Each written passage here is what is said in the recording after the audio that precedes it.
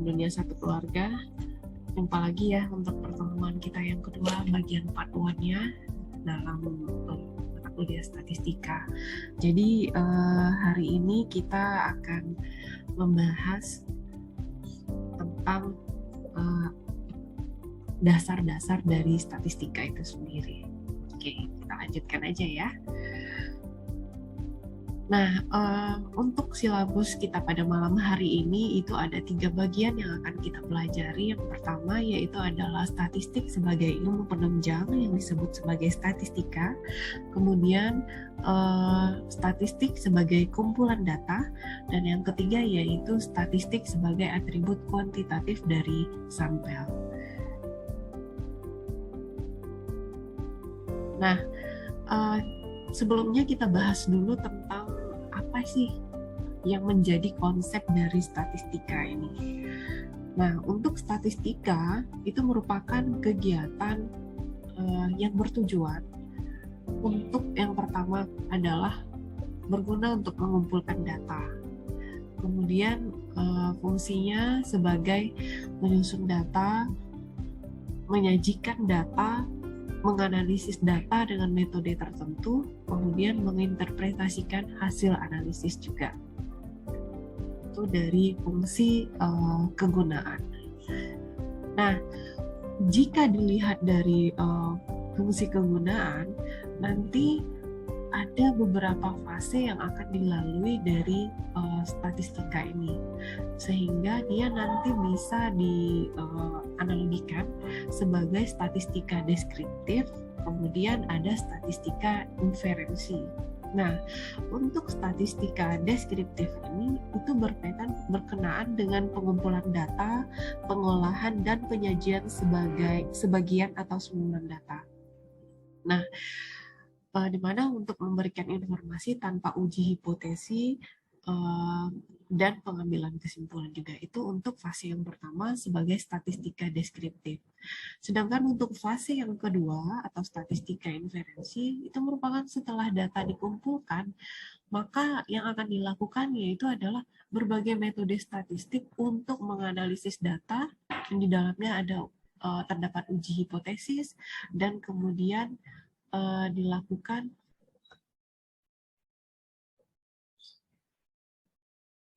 interpretasi serta diambil kesimpulan dari data-data tersebut. Nah, statistika inferensi ini akan menghasilkan generalisasi jika sampelnya itu bersifat representatif. Oke, saya lanjutkan lagi. Kita bahas dulu yang pertama yaitu tentang statistika dan metode ilmiah.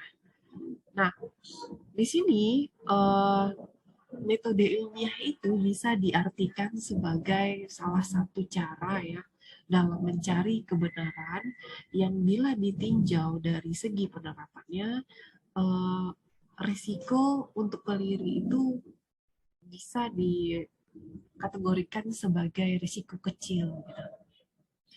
Nah, langkah-langkah dalam melakukan metode ilmiah ini itu ada 5 ya. Yang pertama kita harus melakukan perumusan masalah dulu. Jadi kalau kita mengangkat sesuatu ya di dalam satu tulisan paper, kita harus tahu dulu masalahnya apa. Nah, nanti dari permasalahan tersebut kita hasilkan perumusan masalah dari masalah yang ada.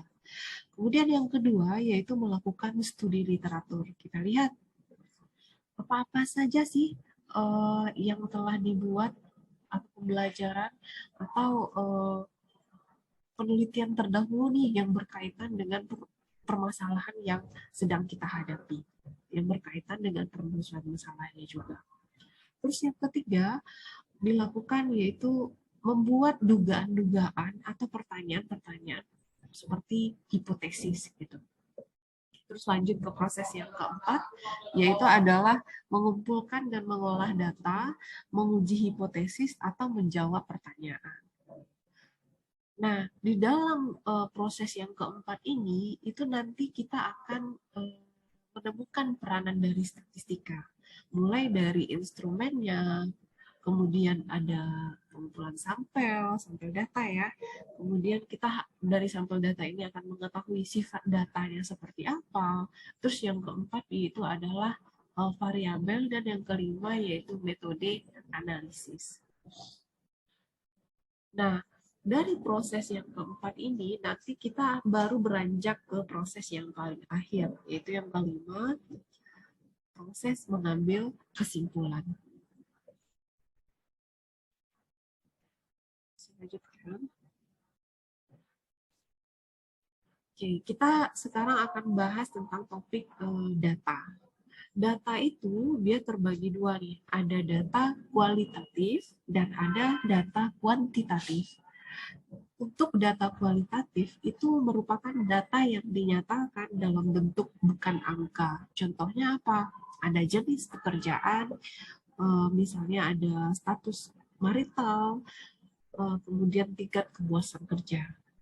Pokoknya semua data yang dinyatakan dalam bentuk bukan angka. Tapi kalau untuk data kuantitatif, itu merupakan data yang dinyatakan dalam bentuk angka. Contohnya, lama bekerjanya, jumlah gaji, usia, hasil ulangan, atau nilai, dan lain sebagainya. Nah, data kalau dijabarkan dalam bentuk skala, itu terbagi dari 4 jenis. Yang pertama ada data nominal, data ordinal, data interval, dan data rasio. Oke, kita bahas.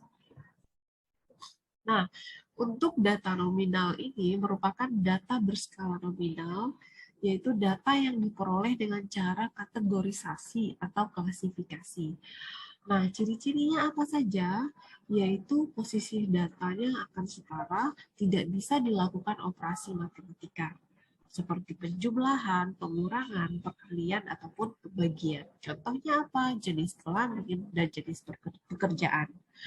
Terus ada lagi nih data ordinal, yaitu data berskala ordinal adalah data yang diperoleh dengan cara kategorisasi atau klasifikasi, tetapi di antara data tersebut terdapat hubungan ciri seperti posisi data yang tidak setara atau tidak bisa dilakukan operasi matematika juga, mulai dari penjumlahan, pengurangan, perkalian, atau pembagian. Contohnya apa? Seperti kepuasan kerja dan motivasi.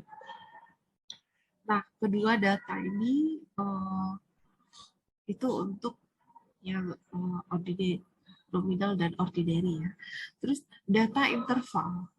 Apa sih itu yang disebut dengan data interval? Data interval itu merupakan data berskala interval, yaitu data yang diperoleh dengan cara pengukuran di mana jarak antara dua titik skala sudah diketahui tapi tidak memiliki nol absolut. Ciri-cirinya tidak ada kategorisasi, bisa dilakukan operasi matematika, contohnya temperatur yang diukur berdasarkan 0 derajat atau derajat Fahrenheit.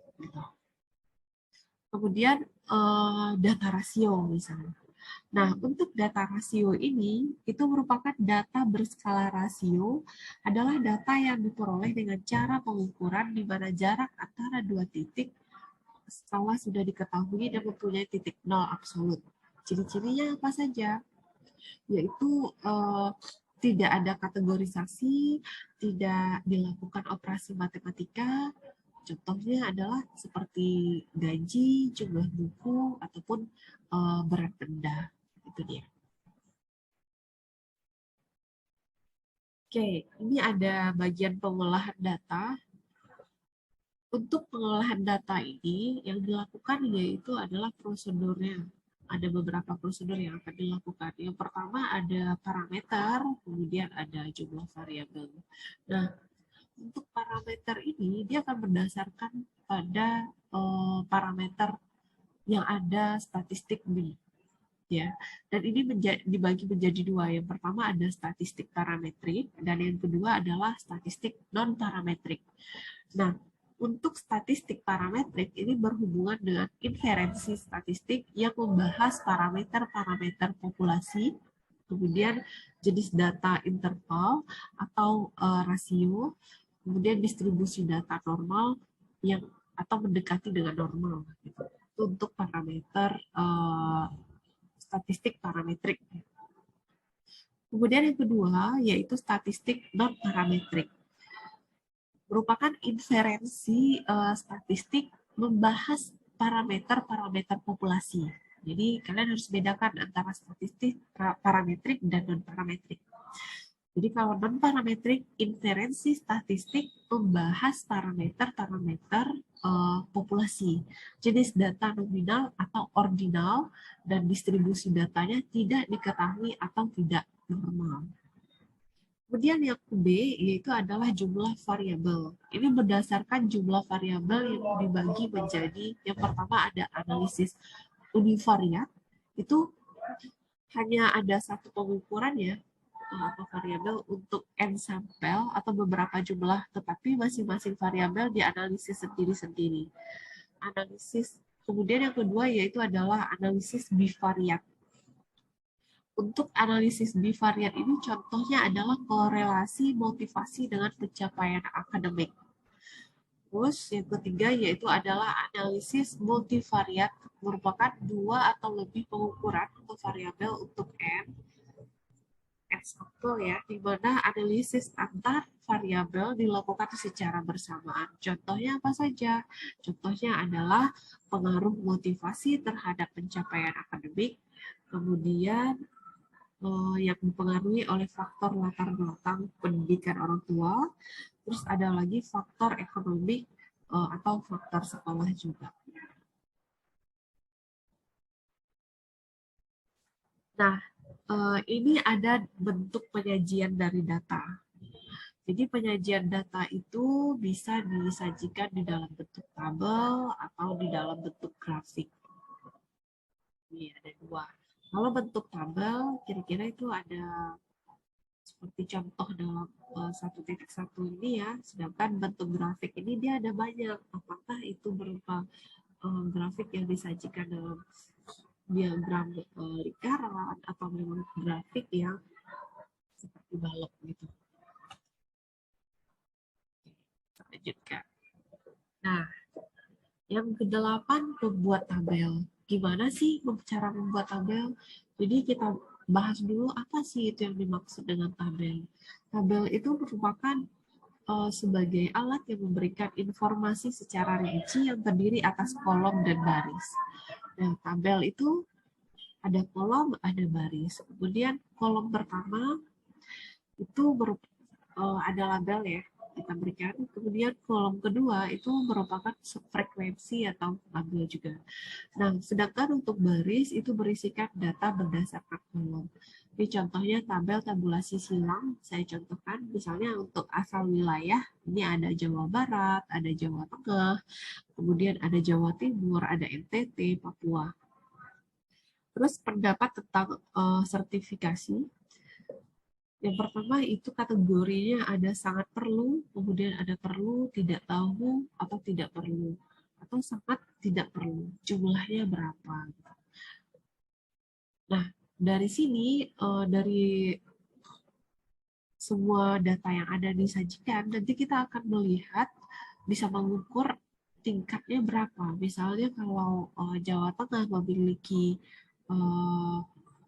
pendapat tentang sertifikasi itu, dia mempunyai pendapat itu sangat perlu, ada 3 misalnya, sedangkan tidak tahu ada 4, jumlah data yang terkumpul dari Jawa Barat itu ada 7 gitu. Nah, sedangkan untuk yang kategori bagian kolom itu nanti adalah bagian untuk sangat perlu itu jumlahnya berapa, perlu berapa, tidak tahu itu ada jumlah berapa, kemudian tidak perlu itu ada jumlahnya berapa, sangat tidak perlu itu jumlahnya berapa gitu. Nah, kemudian untuk membuat grafik. Grafik ini merupakan sebuah alat ya yang digunakan untuk memberikan informasi dengan benar dan cepat tetapi tidak rinci. Jadi kalau dibandingkan dengan tabel tadi, dia masih tidak terlalu rinci ya. Nah, syaratnya apa? Yang pertama yaitu pemilihan sumbu atau sumbu tegak dan sumbu datar, kecuali grafik lingkaran. Yang kedua yaitu penetapan skala atau skala biasa, skala logaritma, atau skala lain. Yang ketiga yaitu ukuran grafik. yaitu tidak terlalu besar, tinggi, dan pendek. Jenis grafiknya apa? Yang pertama ada grafik batang, yang kedua ada grafik garis, dan yang ketiga ada grafik lingkaran. Dan yang keempat ada grafik interaksi. Nah, ini bentuk-bentuk grafik ya. Ada grafik batang, ada grafik garis. Jadi kalau batang ini disajikan menggunakan batang ya. Kemudian sedangkan garis, ini ada garis. Ini ada bentuk diagram pie atau grafik lingkaran. Kemudian ada grafik interaksi juga.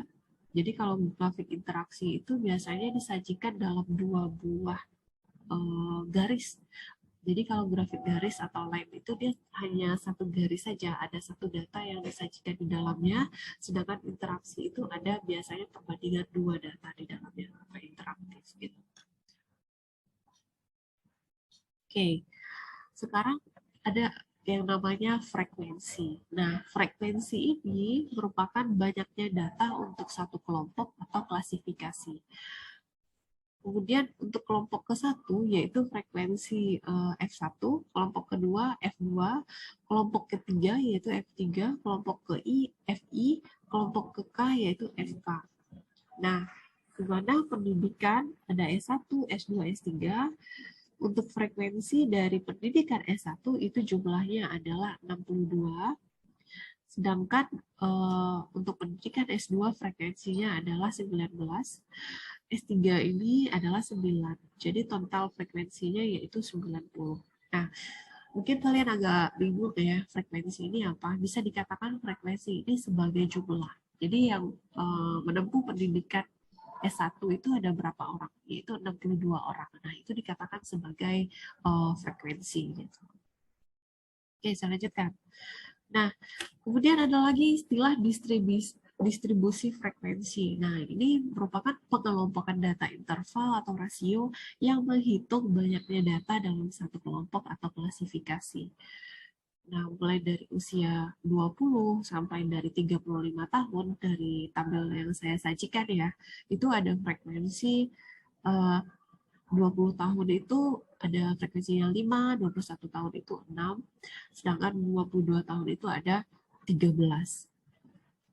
Nah, membuat distribusi frekuensi itu kayak gimana caranya? Yang pertama yang harus kita lakukan adalah mencari sebaran atau rank, yakni selisih antara data paling besar dengan data yang paling kecil. Misalnya plus 1 itu menjadi 35 dikurang 20 ditambah 1. Berarti sama dengan 16.